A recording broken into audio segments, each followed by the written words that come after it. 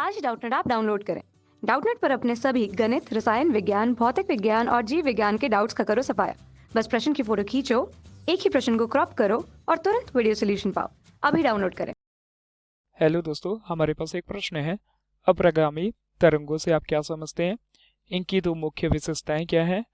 प्रगामी तथा अप्रगामी तरंगों में अंतर लिखिए। तो आइए एक चित्र के माध्यम से और परिभाषा के माध्यम से समझते हैं कि अप्रगामी तरंगे होती क्या है। जब समान आयाम व समान आवृत्ति की दो प्रगामी तरंगे किसी बंद माध्यम में एक ही चाल से एक ही रेखा में परंतु विपरीत दिशाओं में चलती है तो उनके अध्यारोपण से उत्पन्न हुई तरंगों को अप्रगामी तरंगे कहते हैं या कहलाती है। यह तरंग किसी भी दिशा में आगे नहीं बढ़ती बल्कि अपने ही स्थान में रहकर फैलती व सिकुड़ती रहती है। आइए इस परिभाषा को हम एक चित्र के माध्यम से समझते हैं कि कैसे तरंग अपने ही स्थान में रहकर फैलती व सिकुड़ती है और यह प्रगामी तरंगे यानी कि अप्रगामी तरंगे होती क्या है। तो इस चित्र में अप्रगामी तरंगों की चाल को दर्शाया गया है। जैसे कि परिभाषा में बोला गया था कि जब समान आयाम व समान आवृत्ति की दो तरंगे यानी कि दो प्रगामी तरंगे, जैसे कि इस चित्र को ध्यान से देखने पर मान लीजिए इन दोनों तरंगों का आयाम सेम है, यानी कि ऊपर वाली तरंग का आयाम व नीचे वाली तरंग का आयाम हमें सेम प्राप्त होता है, यानी कि समान प्राप्त होता है।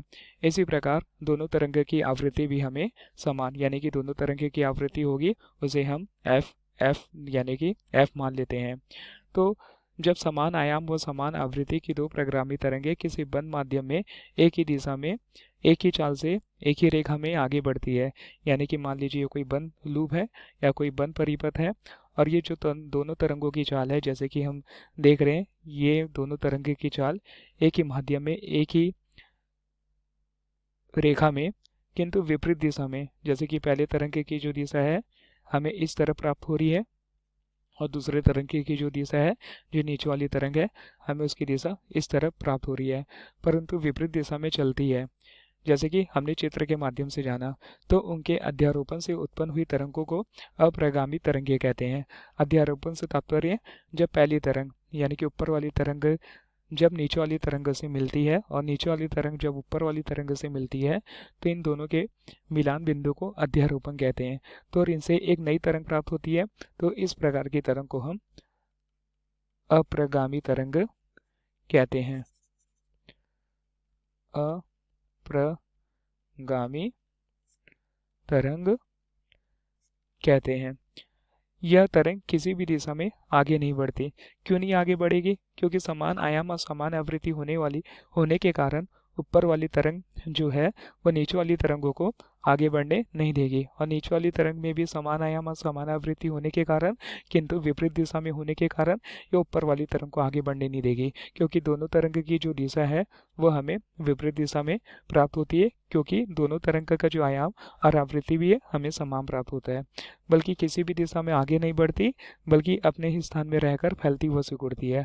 अर्थात ये जो तरंग है अपने स्थान में पहले देख रहे हैं जैसे हम फैल रही है यानी कि विस्थापन हो रहा है, फिर इस तरंग में सिकुड़ना हो रहा है यानी कि आपस में यह सिकुड़ रही है, फिर फैलाव हो रहा है, फिर सिकुड़ रही है। तो इस प्रकार की तरंगों को हम अप्रगामी तरंगे कहते हैं। अब आइए प्रश्न में देखते हैं पूछा गया क्या था। इसमें पूछा गया था कि इनकी दो मुख्य विशेषता क्या होती है। तो आइए देखते हैं अप्रगामी तरंग की दो विशेषताएं होती क्या है। अप्रगामी तरंगों की विशेषता, पहली विशेषता ये है कि यह तरंग माध्यम में आगे नहीं चलती बल्कि अपने ही स्थान में रहकर फैलती व सिकुड़ती रहती है।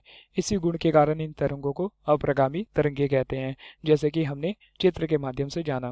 दूसरी विशेषता यह है कि इन तरंगों में ऊर्जा का स्थानांतरण नहीं होता, क्योंकि आपतित व परावर्तित तरंगों के कारण ऊर्जा आगे बढ़ ही नहीं पाती। जैसे कि हमने जाना कि एक किरण जो होती है वो हमारे लिए आपतित किरण का कार्य करेगी और दूसरी जो होगी एक को हम परावर्तित किरण मान लेते हैं। तो दोनों किरण के जब अध्यारोपण होता है यानी कि किसी बिंदु पर मिलते हैं तो ऊर्जा का स्थानांतरण नहीं हो पाता और वह ऊर्जा जो है वह आगे नहीं बढ़ पाती। अब प्रश्न में दिया गया है प्रगामी व अप्रगामी तरंगों में अंतर लिखे। तो आइए जानते हैं प्रगामी और अप्रगामी तरंगों में अंतर क्या होता है। प्रगामी व अप्रगामी तरंगों में अंतर, पहले हम देखते हैं प्रगामी तरंग और दूसरा देखेंगे हम अप्रगामी तरंग। प्रगामी तरंग में पहला है, यह तरंगे माध्यम में एक निश्चित वेग से आगे बढ़ती है। जैसे कि हमें पता है इन तरंगों की जो दिशा होगा वह रेखी एक सरल रेखी में एक ही माध्यम में एक ही दिशा से आगे बढ़ेगी। वहीं अप्रगामी तरंगे, ये तरंग माध्यम में परिसीमाओं के बीच अपने स्थानों पर बनी रहती है। जैसे कि हमने चित्र के माध्यम से जाना, यह तरंगों का जो स्थान है एक ही माध्यम में यानी कि बंद लूप की तरह कार्य करता है और यह तरंग जो होती है ना आगे बढ़ पाती है और न ही पीछे बढ़ पाती है। दूसरा अंतर है, इन तरंगों में ऊर्जा का स्थानांतरण होता है, यानी कि यह जो तरंग होती है एक ही माध्यम में एक ही रेखा में आगे बढ़ती है तो कणों के द्वारा ऊर्जा का स्थानांतरण करती है। लेकिन जो अप्रगामी तरंगे होती है इन तरंगों में ऊर्जा का स्थानांतरण नहीं होता। क्यों नहीं होता?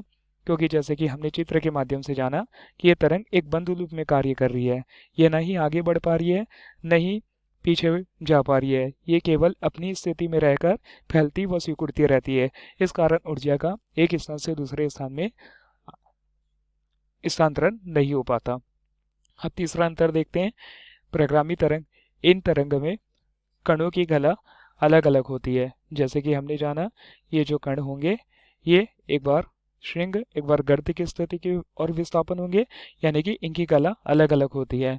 जहाँ अप्रगामी तरंगों में इन तरंगों में कणों की जो कला होगी एक ही समान होगी, क्योंकि दो प्रगामी तरंगों को मिलाने से एक अप्रगामी तरंग मिलते हैं, जिनके कारण एक बंद लूप में ये तरंग जो होती है आगे की ओर नहीं बढ़ पाती, जिससे इनके कणों की कला जो होती है वह लगातार एक ही स्थिति में बनी हुई रहती है। इसी प्रकार प्रगामी तरंगों में इन तरंगों को ध्वनि उत्पादक स्रोत द्वारा उत्पन्न किया जाता है, यानी कि ये ध्वनि के स्रोत द्वारा भी उत्पन्न हो सकती है। और अप्रगामी तरंगे होती है जो इन तरंगों को दो विपरीत दिशा की प्रगामी तरंगों द्वारा उत्पन्न किया जाता है। जैसे कि हमने चित्र में जाना, दो प्रगामी तरंगे हैं, एक की दिशा और दूसरे की दिशा जो है एक दूसरे के विपरीत दिशा में होती है। तो ये होता है प्रगामी और अप्रगामी तरंग में अंतर। धन्यवाद। कक्षा 6वीं से 12वीं से लेकर नीट, आईआईटी, जेई वो एडवांस के लेवल तक 1 करोड़ से ज्यादा छात्रों का भरोसा। आज ही डाउनलोड करें डाउटनेट ऐप या व्हाट्सएप करें अपने सारे डाउट्स 8400 400 400 पर।